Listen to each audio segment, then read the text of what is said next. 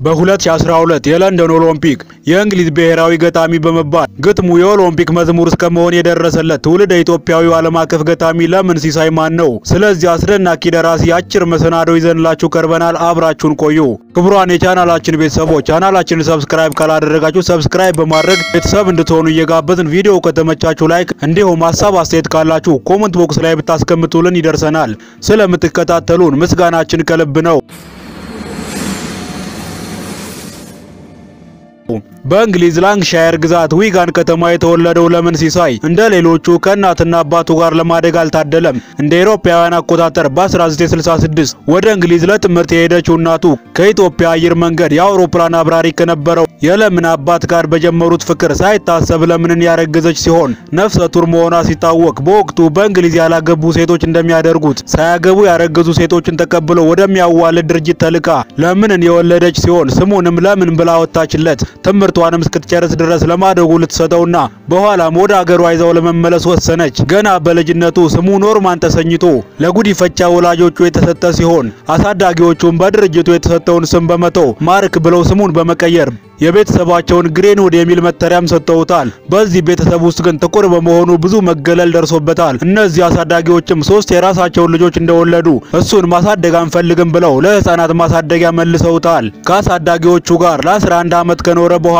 ለልጆቹ አሳዳጊ ተቋም እንደተሰጠ የሚናገረው ለምን ከነጭ አሳዳጊዎቹ ጋር ያሳለፈውን ጊዜ በበጎ አያስታውሰውም። ምንም እንኳን ነጮች ቢሆኑም ወላጅ አባትና እናቴ እንደሆኑ አምኜ ተቀብዬ ነበር የሚለው ለምን ከ12 ዓመቱ ጀምሮ 17 ዓመት እስኪሞላው ከቤት ቤት ያዘዋወሩት 4 የህፃናት ማሳደጊያዎች ውስጥ ቆይቷል። በ16 ዓመቱም የማቆያውን ህግ በመቃወም ለአንድ ዓመት ያህል በባዶ እግሩ የተራመደ ሲሆን በዚህም ምክንያት የህፃናት እስር ቤት ውስጥ ታስሮ አስቸጋሪ ጊዜያትን አሳልፏል። በዚህ ምስቅልቅል ውስጥ ሆኖም ግን ግጥሞቹን ይጽፍ ነበር። እድሜ 17 እስኪሆን ድረስ ከራሴ ውጭ ሌላ ጥቁር አላውቅም ነበር። የልጅነት ህይወቴን በሐሳብ ባቡር ወደ ኋላ መለስ ብዬ ሳስታውሰው በማላውቀው የባዕድ ከባቢ እንዳደኩ ይሰማኛል በማለትም ይናገራል። የልጅነት እድሜውን ጨርሶ ከአሳዳጊ ተቋማት ነጻ ሲወጣ የልደት ሰርቲፊኬቱን የተቀበለ ሲሆን ከልደት ካርዱም ጋር የእናቱን ደብዳቤ ማግኘት ችሏል። ያን ጊዜም ወላጅ እናቱ የማርሸት እንደምትባል ለሱም ያወጣችለት ስም ለምን ሲሳይ የሚል እንደሆነ ለመጀመሪያ ጊዜ አወቀ። ከተወለደ ከአንድ ዓመት በኋላ የተጻፈና እናቱ አሳዳጊዎቹ ልጇን እንዲመልሱላት የጠየቀችበትን ደብዳቤ ያገኘ። ልጄን እንዴት ማግኘት ይችላልሁና ከመሰሎቹ ጋር ይደግባካችሁ የሚል ተማጽኖ ያለበት እንዳይገለል የሚወጣውት መልእክት ነበር። ይህን እንዳወቀ እናቱ ያወጣችለትን ስም ለራሱ በመሰየም እሷን ማፈላለጉን ተያያዘው። ገና በ17 ዓመቱ ራሱን ችሎ የወጣው ለምን ለስራቶች የሚደረግ ድጎማን አተራክሞ የመጀመሪያውን የግጥም ስብስብ በራሱ አሳትሟል። ፐርሴፕሽንስ ኦፍ ዘ ፔን ብሎ የሰየመው ይህ ህትመት በጥሩ ሁኔታ ተሽጦለታል። ከዓመት በኋላ 18 ዓመት ሲሞላው መኖሪያውን ወደ ማንቸስተር በማዛወር ከስነ ጽሑፍ ጋር የተገናኘ ስራ በ19 ዓመቱ መስራት የጀመረ ሲሆን ከ2 ዓመታት የማንቸስተር ቆይታ በኋላ በ21 ዓመቱ በብዙ ልፋት ወላጅ እናቱን የተባበሩት መንግስታት ሰራተኛ ሆና ጋምቢያ ውስጥ እየሰራች አገኛት። ይሁን እንጂ እናቱ እሱን ለመቀበል ዝግጁ አልነበረችም። በዚህም ልቡ በሐዘን በመጎዳቱ የአባቱን ቤተሰቦች ማፈላለግ የቀጠለ ሲሆን በመጨረሻም ቤተሰቡን ቢያገኝም አባቱን ግን በህይወት ሊያገኘው አልቻለም። ከ24 ዓመቱ በኋላ ሙሉ ጊዜውን እየጻፈ እንዳሳለፈ የሚናገረው ለምን ከግጥም ስራዎቹ ሌላ የተለያዩ ተውኔቶችን የጻፈ ሲሆን ስለራሱ ህይወት የሚያጠነጥነው ሰምቲንግ ዳርክ የተሰኘ ብቻውን የሚተውንበት የራዲዮ ቅንብር በቢቢሲ ራዲዮ 3 ጣቢያ ተላልፎለታል። በዚህም ስራ የዘር እኩልነትን ለማምጣት በተሰሩ ስራዎች ዘርፍ በቢቢሲ ይሰጥ የነበረውን ሽልማት ለመውሰድ ችሏል።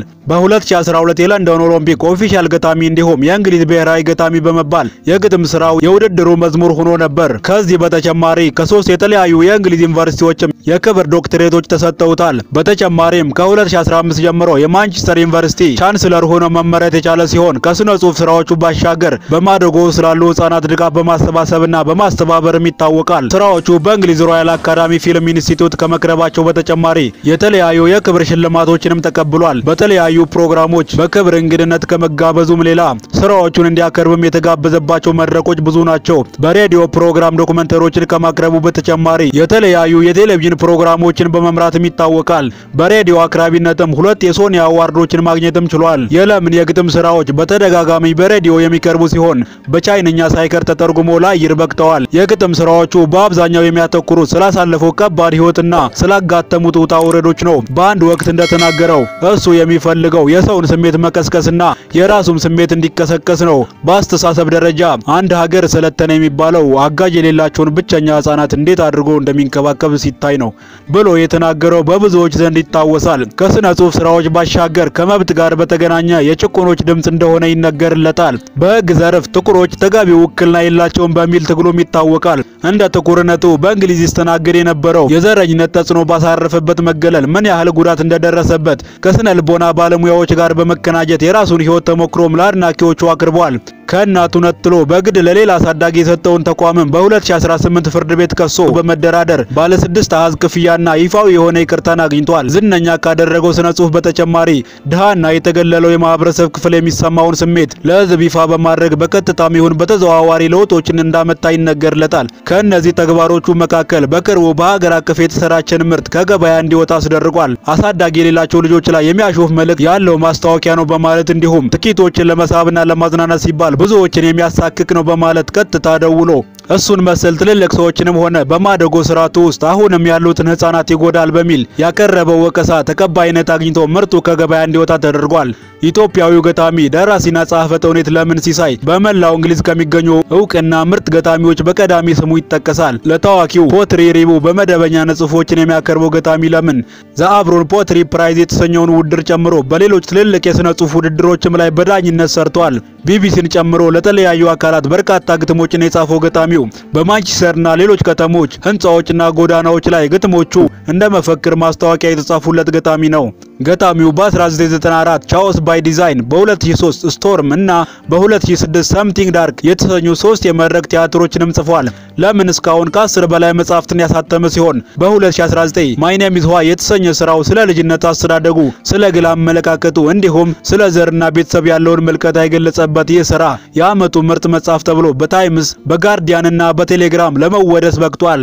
ለምን ኦቢኢ ወይም ኦርደር ኦፍ ዘ ብሪቲሽ ኢምፓየር የተሰኘው ክብር ተሰጥቶታል። ለምን ሲሳይ የብሪታንያ መንግስት በሙያቸው ብዙ ላበረከቱ ሰዎች የሚሰጠውን ክብር ከልዑል ቻርልስ እጅ ተቀብሏል።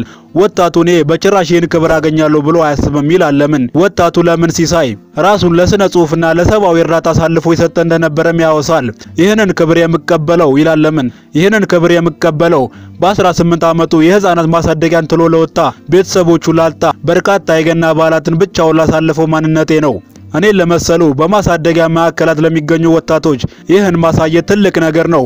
እኔም ይህን ላደርግ እችላለሁ እንዲሉ ያደርጋቸዋልና የሚለው ለምን ዊንድሰር ካስል በነበረ ደማቅ ስነ ስርዓት ይህንን ክብር ያገኘው ለምን ሰዎች ብዙ ጊዜ እንዲህ አይነት ክብር ሲያገኙ ለእናቴ አልያም ለአባቴ እስክናገር ቸኩያለሁ ይላሉ፣ ምክንያቱም የሚያኮራ ነገር ስለሆነ።